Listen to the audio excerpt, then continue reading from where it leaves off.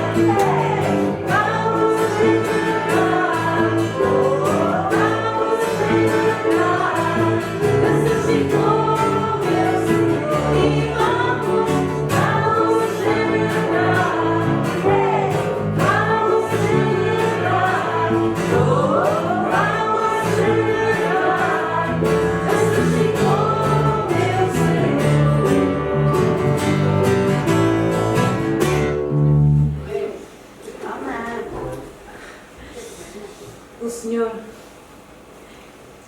está no seu santo templo e é tão grande o seu poder, e nós trazemos louvor para Ele e para seu Filho. O amor que nos mostrou quando veio e morreu por nós na cruz. Senhor,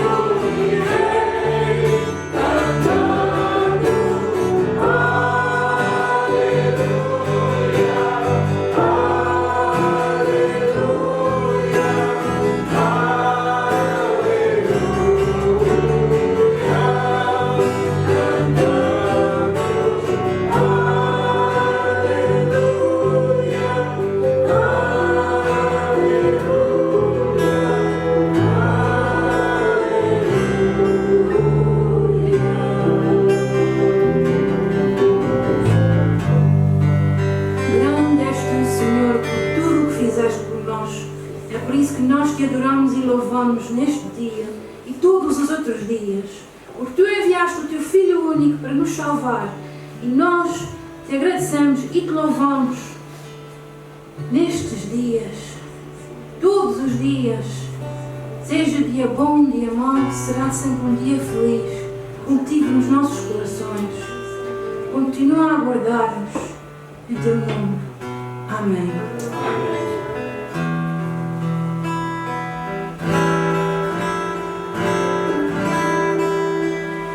Este dia feliz, neste santo lugar, eu marrei o encontro com Deus. Seu amor é real, sua paz nos darei. Eu marrei o encontro com Deus. Eu marrei o encontro com Deus.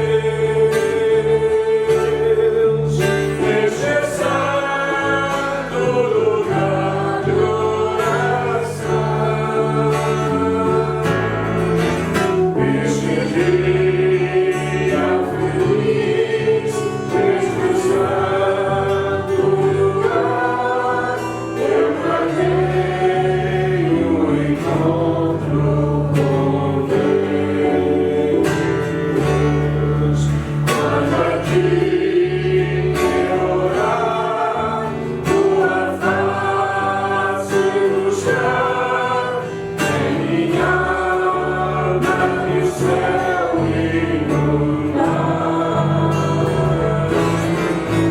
Deus Jesus a mim, tua glória fluir, neste santo e bendito lugar. Eu marrei o encontro com Deus, neste santo lugar de oração. Neste dia feliz, neste santo lugar, eu marquei o encontro com Os irmãos podem sentar. Pai, que seja a tua palavra e não a nossa, que seja a tua vontade e não a nossa, e que o teu Espírito não encontre barreiras em nós, mas possa de facto fazer a transformação que é necessária em cada um dos teus filhos. Senhor, trabalha, pois, nas nossas mentes e nos nossos corações. Nós pedimos, em nome bendito do teu Filho, que é o nosso Senhor Jesus. Amém. Sofonias capítulo 1. A semana passada partilhei convosco um texto de amor. E o tema basicamente que eu vos trouxe a semana passada tinha a ver com a vinda do Senhor, com a vinda do dia do Senhor e com o cuidado que temos de ter com esse desejo que todos nós manifestamos. Ainda sexta-feira na sua casa falamos disto. O desejo que nós desejamos que Jesus volte. É um prazer que nós temos e é um desejo que nós temos, mas como tentei partilhar convosco a semana passada, é preciso ter cuidado com aquilo que se deseja, sobretudo se a nossa preparação não existe. E se é somente um desejo da boca para fora e não tem correspondência na nossa vida real. Eu hoje queria partilhar convosco com outro texto de outro profeta, de um dos tais profetas menores, não na intensidade e na importância da mensagem, mas sim no tamanho do livro, tá? O livro do profeta Sofonias, que aborda como nenhuma outra a questão do dia do Senhor. E quero olhar para este texto olhando para aquilo que diz o profeta e o Senhor ao povo de Israel, mas também a nós hoje em dia.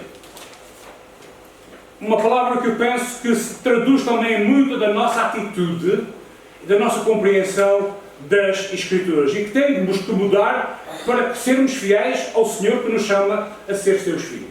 Vamos ler então, portanto, em Sofonias capítulo 1. Palavra do Senhor que veio a Sofonias, filho de Cusi, filho de Gedalias, filho de Amarias, filho de Ezequias, nos dias de Josias, filho de Amon, rei de Judá. Hei de consumir por completo tudo de sobre a terra, diz o Senhor. Consumirei os homens e os animais, consumirei as aves do céu e os peixes do mar e os tropeços juntamente com os ímpios. E exterminarei os homens de sobre a terra, diz o Senhor. E estenderei a minha mão contra Judá e contra todos os habitantes de Jerusalém. E exterminarei deste lugar o restante de Baal e os nomes dos sacerdotes dos ídolos, juntamente com os sacerdotes. E os que sobre os telhados adoram o exército do céu. E os que se inclinam jurando ao Senhor e juram por Milcom. E os que deixam de andar em seguimento do Senhor, e os que não buscam o Senhor nem perguntam por Ele. Cala-te diante do Senhor Deus, porque o dia do Senhor está perto. Porque o Senhor preparou o sacrifício e santificou os seus convidados. Acontecerá que no dia do sacrifício do Senhor castigarei os príncipes, e os filhos do rei, e todos os que vestem de trajes estrangeiros. Castigarei naquele dia todo aquele que salta sobre o limiar, que enche de violência e de engano a casa dos seus senhores. E naquele dia, diz o Senhor, far-se-á ouvir uma voz de clamor desde a porta do peixe, e um uivo desde a segunda parte, e grande quebrantamento desde os outeiros.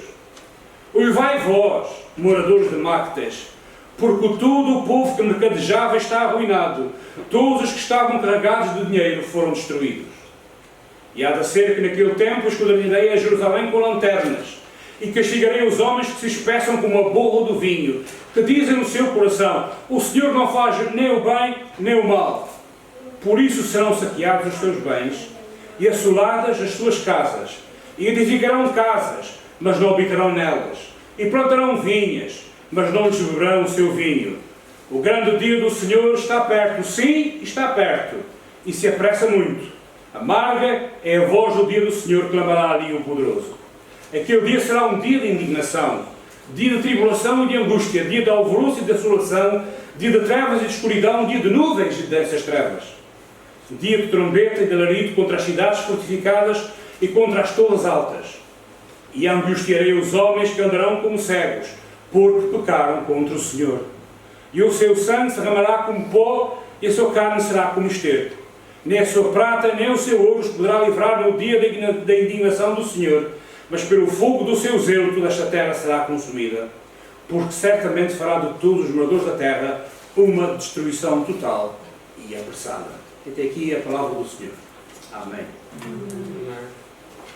Está claro que o termo-chave nesta passagem, eu até sublinhei mais cheio, não sei se repararam, é a expressão dia do Senhor, que aparece 3 vezes nestes versículos.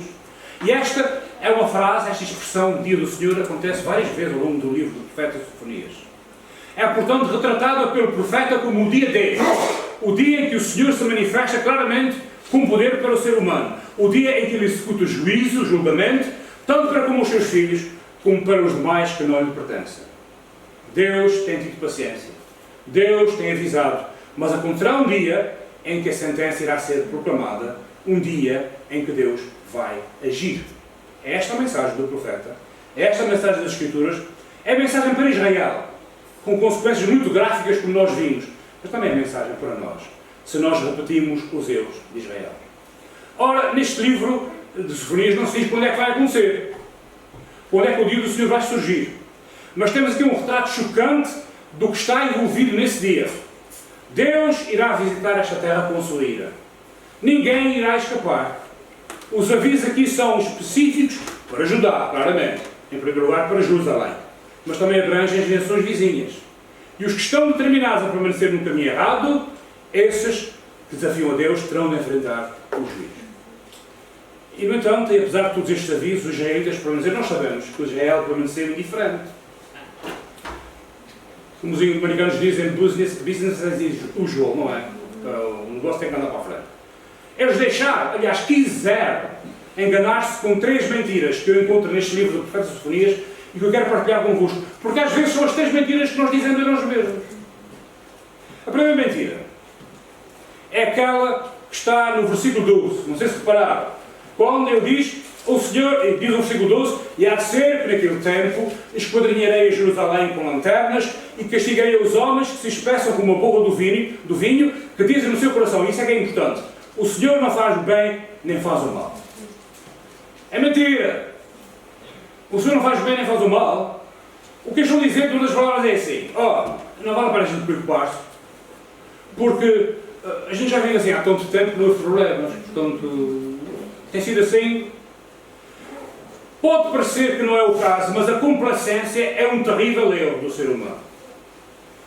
Há impérios da antiguidade que caíram por causa da sua complacência. O seu deixa andar, porque tem sido assim até agora, não vai acontecer nada de mal. Há batalhas que se perderam por causa disso, por exércitos serem complacentes. Há jogos de desporto em que se perde por ser complacente, não é? E tu sabes disso perfeitamente, Danilo, pela tua profissão. Nós sabemos como é que é. Nós, deixa andar que isto não acontece nada. Acontece. A grande maioria dos habitantes deste mundo, meus irmãos, não ligam e ignoram a Deus. Entendamos. O que até nós compreenderíamos se Deus não se tivesse revelado, não é? Se Deus não tivesse dito ao que vinha, está bem, até se podia perceber. Mas Ele diz claramente: eu fê-lo. Ele fê-lo de duas maneiras essenciais. Ele fê-lo através da sua criação. E em Romanos capítulo 1, versículos 18 a 20, nós temos aqui a descrição de como Deus se revela naquilo que criou. E nós lemos: porque do céu se manifesta a ira de Deus sobre toda a impiedade e injustiça dos homens que detêm a verdade e a injustiça. Porquanto que de Deus se pode conhecer, neles se manifesta. Porque Deus lhe manifestou. Porque as suas coisas invisíveis, desde a criação do mundo, tanto o seu eterno poder como a sua divindade, se entendem e claramente se veem pelas coisas que são criadas, para que eles fiquem inexcusáveis. Deus mostrou ou não mostrou? Mostrou. Mas ele também se revelou essencialmente através de Jesus Cristo, seu Filho. E nós lemos em 1 Pedro, capítulo 1, versículo 20 e 21, o qual, na verdade, em outro tempo foi conhecido, ainda antes da fundação do mundo, mas manifestado nestes últimos tempos por amor de vós, e por ele credes em Deus, que o ressuscitou dentre os mortos e lhe deu glória para que a vossa fé e esperança estivessem em Deus. A verdade é uma só. Deus não está desinteressado. A verdade é que Deus está preocupado contigo, está preocupado comigo, está preocupado connosco e está bastante envolvido na nossa vida. Portanto, essa história de andarmos a dizer não vale a pena porque as coisas estão como são. Não. Israel fez isso. Israel deu-se muito mal. Que o novo Israel não faça o mesmo.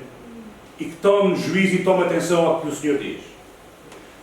Ele tem, o nosso Deus, tem sempre o bem sempre presente. O bem, ele é amor, não é o que diz a palavra. Ele é bondade. E no caso de Israel, eles tinham-se afastado demasiado de Deus, por demasiado tempo. E Deus teve de fazer o quê? Deus teve de avançar. Esse povo não liga, eu vou fazer ligar. E ele vai. E a verdade, honestamente, meus irmãos, é que o ser humano irá sempre arranjar maneira de se autodestruir. Nós somos especialistas em nos sabotarmos a nós mesmos. Portanto, isto faz parte da natureza humana, é uma coisa impressionante. Sobretudo quando não se faz nada para terminar com esse constante desvio, com essa tentação, aquele de que o salmista fala, aquele desafio do abismo, sabem? O abismo, dos salmos diz, o abismo chama o abismo. E é isso, o ser humano tem essa tendência imensa de olhar para o abismo e de caminhar em direção ao abismo. Ora, a intenção de Deus não é essa. A intenção de Deus é restaurar e é abençoar. Mas como Deus ordena, não podemos ver isso como uma necessidade. Como uma necessidade de obedecer a regras, porque se obedecermos às regras as coisas estão todas boas. Não. Nós devemos ver isso como o seu desejo de nos levar a aceder ao melhor que Ele tem para nos dar. E uma ordem é dada para corrigir comportamentos. Não é um fim em si mesmo. A evidência está naquilo que estamos a viver hoje em dia. Porquê é que se põem restrições? É pelo prazer das restrições. É suposto não ser, não é? É suposto ser para corrigir comportamentos, para que se possa viver melhor. Se as pessoas acham que um governo legisla para isso, então não está a perceber qual é a ideia, não é? Deus quer que vivamos a vida do modo como Ele deseja, para que possamos usufruir plenamente da vida. Uma vida boa, uma vida abundante, uma vida justa, uma vida livre do pecado. E este é o objetivo do último dos mandamentos que Deus nos deu. Vivemos de bem com Ele, neste mundo em que Ele nos criou e nos chocou. Portanto, complacência não pode fazer parte do nosso vocabulário. Deixar andar, porque Deus não toma nenhuma atitude, é um erro principal e é um erro definitivo. Quando o cristão pensa que Deus está indiferente, quem está indiferente não é Deus, é o próprio cristão. E Deus está a ver, e Deus vai agir. Segunda mentira. Essa é muito típica da nossa era, não é? O que é preciso é ter autoconfiança, porque a gente tem que agarrar a coisa e vamos nessa. No mesmo livro de Sofonias, no capítulo 3, no versículo 2, diz assim: não obedeceu à sua voz, não à voz de Deus necessariamente, não obedeceu ao castigo, não confiou no Senhor, nem se aproximou do seu Deus. Nós começamos o livro de Sofonias, o texto ridiculamente grande, 18 versículos, ridículo no sentido de ser duríssimo. E no capítulo 3 voltamos ao mesmo. O que é que eles fizeram? O profeta diz no capítulo 3, não fizeram caso nenhum. Este povo é autoconfiante, tem grandes objetivos de vida, vamos em frente porque Deus não vai fazer nada. Faz. Por outras palavras, Israel pensou que sabiam bem o que tinham que fazer. Eram arrogantes e eram presunçosos. Quer a maior era em que o ser humano é presunçoso e arrogante como a nossa? Não há. Nós estamos no pico da arrogância. A gente pode. Até a Nike diz a mesma coisa. E esta eu também dizia. Portanto, o mesmo acontece com as nações. E não é somente, curiosamente, o nosso texto mostra claramente que não é somente com Israel, nem Jerusalém. É também com as nações à volta de Israel. Fala de Moab, fala de Amon. E o Senhor Deus diz que estas serão como Sodoma e Gomorra, para sempre desoladas. Está no capítulo 2, versículos 9 e 10. É um mal geral, não é exclusivo do povo de Deus, é de toda a gente. Em Sofonias 2, 9 e 10 nós lemos: portanto, e vejam o que é que o Senhor diz, é uma expressão extremamente técnica e curiosa do livro Profeta Sofonias. Ele diz: tão certo como eu vivo, diz o Senhor, tão certo como eu ser o único Deus vivente, diz o Senhor dos Exércitos, o Deus de Israel, Moab será como Sodoma, e os filhos de Amon como Gomorra, campo de ortigas e poços de sal, e desolação perpétua. O restante do meu povo os saqueará, e o restante do meu povo os possuirá. Isto terão em recompensa da sua soberba, porque escarneceram e se engrandeceram contra o povo do Senhor dos Exércitos. Maior aviso. O que é que ele está a dizer? O meu povo não atina, mas esse aqui à volta também não estão atinando. Então vão apanhar por tabela. Vão apanhar porque também merecem. Vão ser corrigidos. E o Senhor diz ainda: eu vou destruir a Síria, está no capítulo 2, versículo 13. Estenderá também a sua mão contra o norte e destruirá a Síria. E fará de Nínive uma desolação, terra seca como o deserto. Nínive, do profeta Jonas, lembram-se? A tal que eu queria fugir lá o mais rápido possível. E porquê?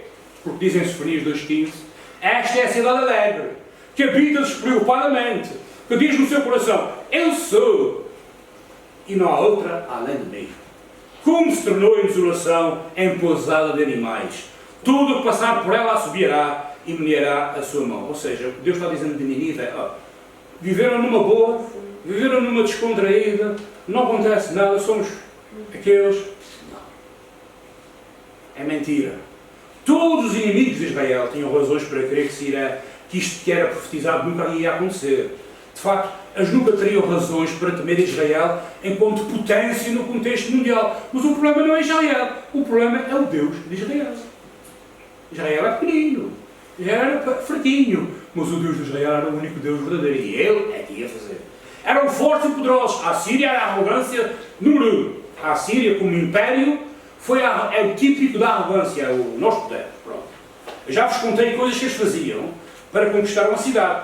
Alguém se recorda do que eles faziam? Foram os primeiros que criaram o esquema stalinista da deportação em massa. Os assírios pegavam em populações, fizeram isso em Samaria. Pegaram uma população e mudaram para outro sítio, e trouxeram de lá para cá. Portanto, fizeram os samaritanos. Misturaram o povo. Stalin fartou-se de fazer isso na Segunda Guerra Mundial e a seguir da Segunda Guerra Mundial, não é? Olha para os Balcãs, vê que a confusão está lá armada. Por causa disso. Mas mais ainda, são descritos na Bíblia, e é por isso a reação do profeta Jonas se percebe perfeitamente. A Síria era o cume da sanguinidade, é o cume do ser sanguinário, como é que eu ia dizer isso? Da violência. A Síria conquistava as cidades e passava toda a gente a fim de espada. Conquistava as cidades e fazia uma coisa: tirava a pele das pessoas e prendia-as nas muralhas da cidade, para que a próxima cidade visse o que acontecesse e depois tomasse juízo. Quando eles chegavam à próxima cidade, a porta era escancarada de imediato. A Síria era típica disto. E Deus diz: ficaram desolados. Onde é que está a Síria hoje em dia? Onde é que está o Império Assírio? O pó já comeu. Está lá, na zona da Síria. Mas não tem nada. São ruínas. Nenhuma destas nações, nenhum desses impérios arrogantes, autoconvencidos, autoconfiantes, nenhum desses impérios sobreviveu. E o que é que isso diz? Diz-nos que a verdade é uma só. Nós precisamos de buscar o Senhor. Lembram-se de Sofonias? Diz aqui no capítulo 2, versículo 3: buscai ao Senhor vós todos os montes da terra. Reparem bem, é um contraste absoluto entre um texto violento, outro texto violento, e no meio nós temos uma palavra que diz: buscai ao Senhor vós os montes da terra, que tens posto por obra o seu juízo, buscai a justiça, buscai a mansidão, pode ser que sejais escondidos no dia da ira do Senhor. Esta é a atitude que o Senhor procura, buscar o Senhor. Permanece humilde e busca a Deus. Um dia, o remanescente de Israel irá compreender isso. Ainda hoje não percebe, mas haverá um dia em que vai compreender. E o Senhor profetiza ainda aqui em Sofonias, capítulo 3, versículos 11 e 12: naquele dia não te envergonharás de nenhuma das tuas obras com as quais te rebelaste contra mim, porque então tirarei do meio de ti os que exultam na sua soberba, e tu nunca mais te ensoberbecerás no meu monte santo. Mas deixarei no meio de ti um povo humilde e pobre, e eles confiarão no nome do Senhor.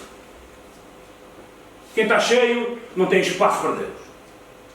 Quem é arrogante e autoconvencido, autoconfiante, não tem espaço para a ação de Deus. E nós não podemos ser assim. A ênfase é clara, suponho eu, meus irmãos. O Senhor procura os que são humildes o suficiente para buscar a Ele e confiar nele. E a questão é, nós estamos no meio destes. Nós somos estes. Humildes o suficiente. Vejamos o que é dito em Sofonias 3,5. O Senhor é justo no meio dela. Ele não comete iniquidade. Cada manhã traz o seu juízo à luz. Nunca falta. Mas o perverso não conhece a vergonha. Nós podemos dar testemunho disso. Não podemos. Que o perverso não tem vergonha. É um cabra safado. É isso mesmo.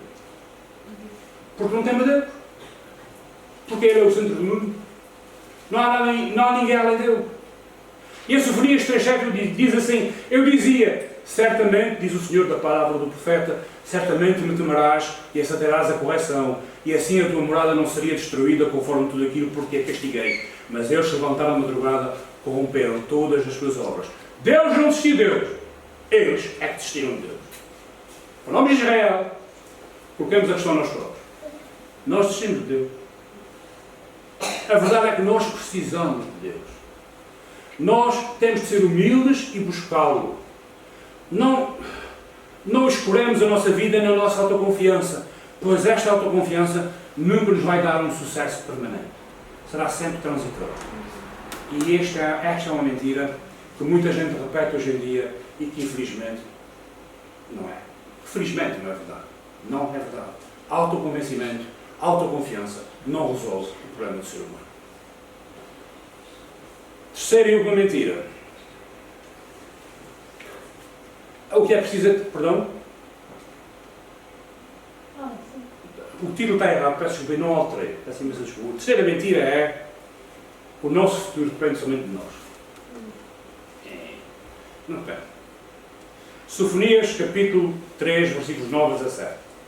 Porque então darei uma linguagem para os povos, para que todos invoquem o nome do Senhor, para que o sirvam com o mesmo consenso. Da além dos reis de Etiópia, meus zelosos adoradores, que constituem filhos dos meus dispersos, me trarão sacrifício. Naquele dia não te envergonharás de nenhuma das tuas obras, com as quais te rebelaste contra mim, porque então tirarei de ti os que exultam na sua soberba, e nunca mais te ensoberbecerás no meu monte santo.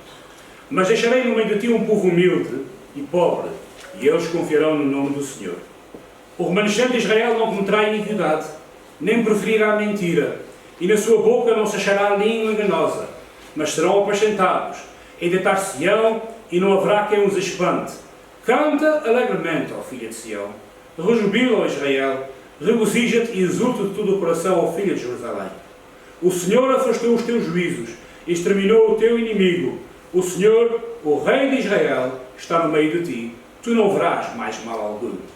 Naquele dia se dirá a Jerusalém: não temas, ó Sião, não se enfraqueçam as tuas mãos.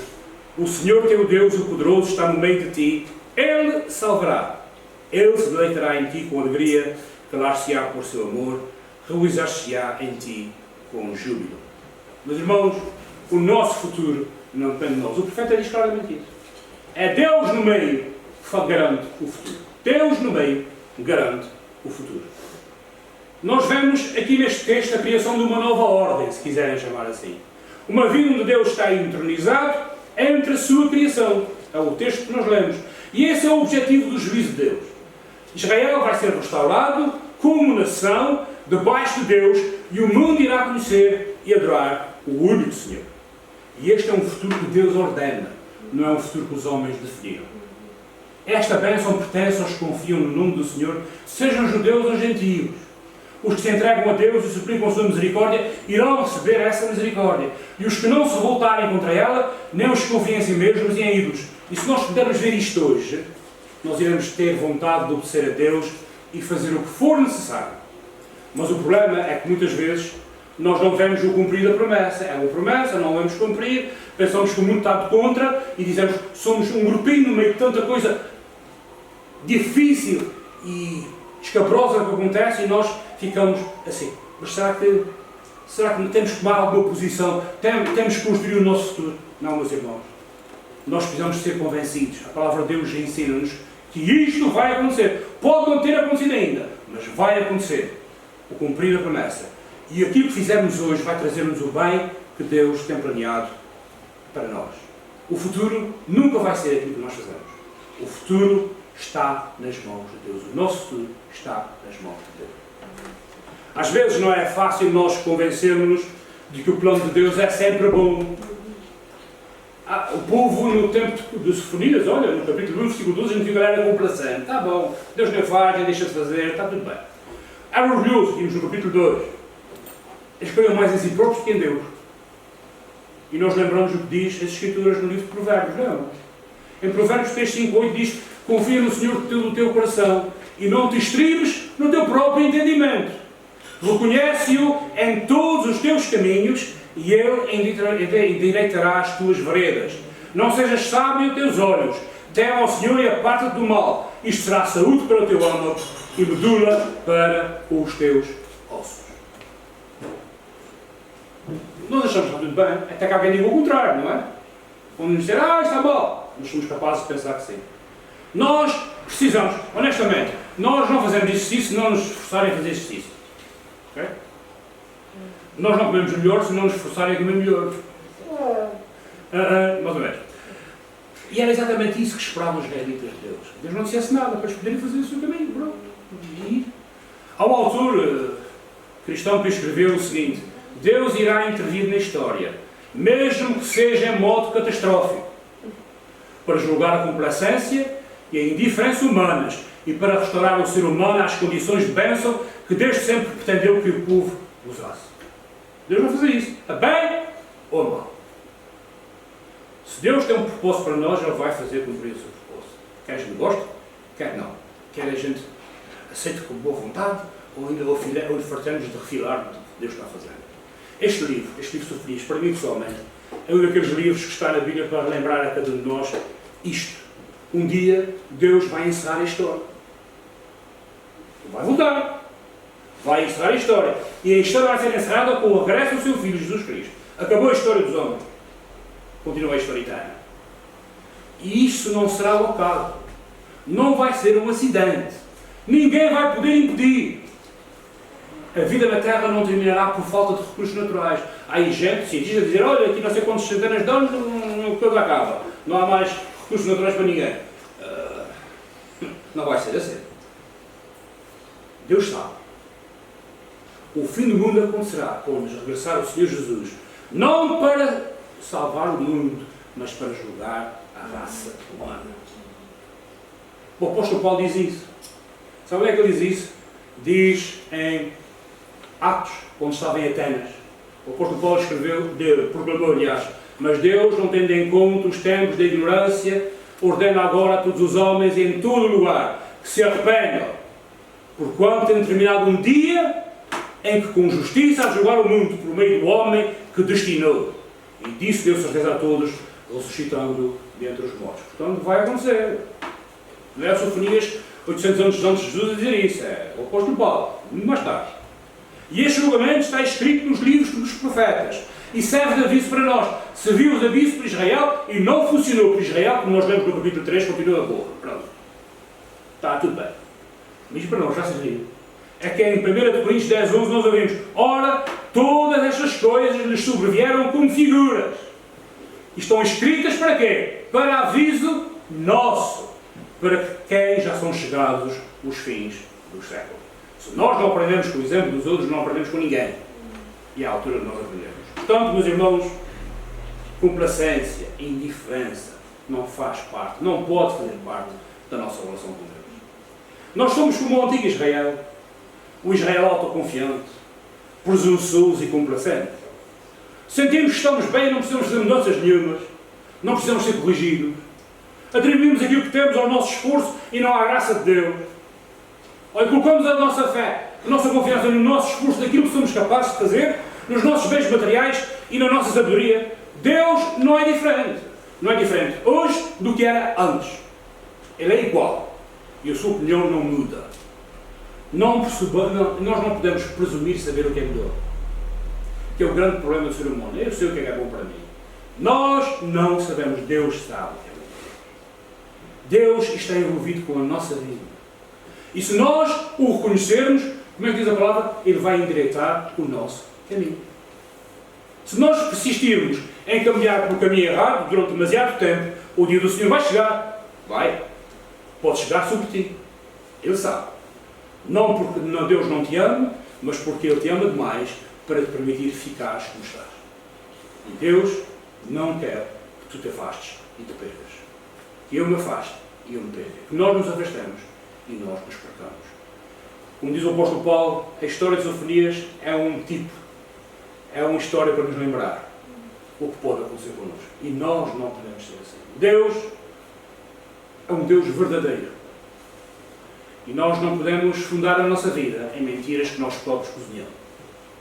Porque essas mentiras não nos atraem para Deus, afastam-nos do nosso Senhor. Centram-nos em nós próprios e afastam-nos realmente daquele que, por amor, fez o que mais ninguém pode fazer. Entregar-se a si mesmo para a nossa salvação. Eu não vou pregar agora nos próximos dias sobre o dia do Senhor, está bom? Não é para assustar ninguém, mas de facto a palavra profética é uma palavra difícil. Há consequências daquilo que nós fazemos e daquilo que nós dizemos. E é bom que nós nos preocupemos com isso. Não é um deixa andar porque Deus não faz nem o bem nem o mal. Pelo contrário, Deus faz exatamente aquilo que prometeu. Que Ele tenha misericórdia de nós e nos ajude. Amém. Oremos ao Senhor.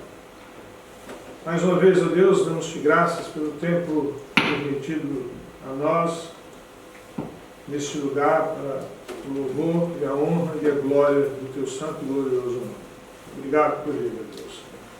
Que o amor de Deus, o nosso Pai, a graça do nosso Senhor e Salvador Jesus Cristo, as ricas e benditas consolações do Santo Espírito de Deus seja sobre o povo de Deus espalhado sobre a face da terra, hoje e sempre. Amém.